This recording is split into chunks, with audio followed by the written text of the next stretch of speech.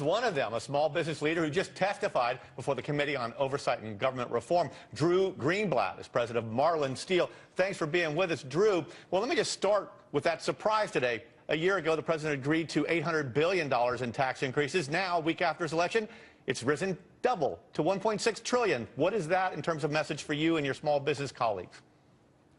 This is an issue of competition. Every day we are fighting economic adversaries overseas. And if we're not competitive, we're not going to win. We're not going to hire more jobs, local American jobs. Like, take my factory, for example. We make 100% of everything in our inner city location in Baltimore, and we export to 36 countries. I compete with Germany. I compete with Canada. I compete with Mexico.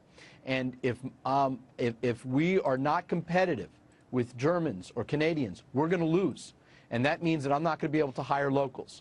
If my taxes are higher than a Canadian factory, we're not going to win the job. Right now, I'm paying in the 40% range. My Canadian adversary pays 15%. Their 15% includes health insurance. My 40%, I give Blue Cross Blue Shield to all my employees. And so I have my 40% plus health insurance. So we're at a massive disadvantage against the Canadians, a massive disadvantage against the Germans. And President Obama, if he raises the taxes and the burden on American entrepreneurs and American job creators, what's going to happen is we're not going to be able to be competitive. We're going to lose jobs. We're not going to be able to hire locals.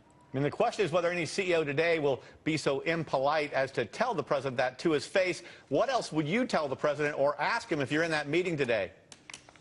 Well, American factories have a 20% cost differential compared to our economic rivals. So, for example, things like, we already talked about taxes, but there's also regulations, there's torts. All these issues are burdens. So that makes it 20% more expensive to build in America than in France or in Canada or Mexico. So what happens is we're losing jobs when we ship overseas. Now, right now, I export to 36 countries. 25% of my employees make a living because of our export market.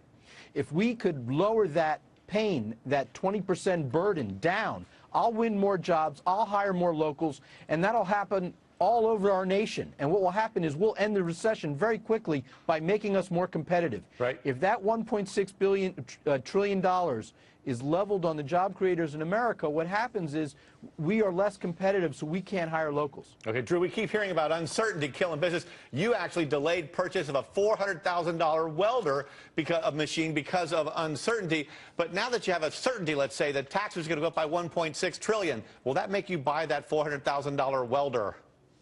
We're on pause. I mean, we're waiting to see how things settle out. We very much want a very good resolution of this. We want the debt to be reduced over time. It's not fair that my boys have a $50,000 burden if they've never voted, they've never worked. I have 3 boys. Each one of them owe 50 grand to foreign countries, you know, $10,000 each to China. It's not right. We have to fix the debt. We have to fix the deficit. We have to start cutting, and we have to make this happen very fast so we get more certainty so people like myself can go invest and be more competitive and hire more people. Well, it looks like, you know, President Obama ran promising to cut taxes on corporations. Looks like today he said he wants to raise them. Thanks for being with us, Drew Greenblatt.